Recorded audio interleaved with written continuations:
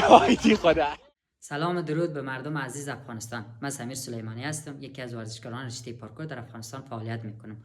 امیدوار هستم از کارهای ما خوشتان آمده باشه و حمایت کرده باشین.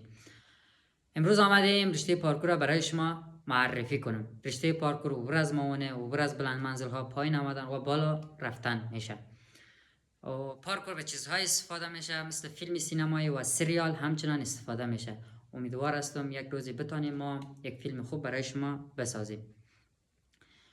و میخوایم یک چند تا از فیلم های برای شما اشتراک بانم و ببینین. خوشتون آمد، حمایت کنین.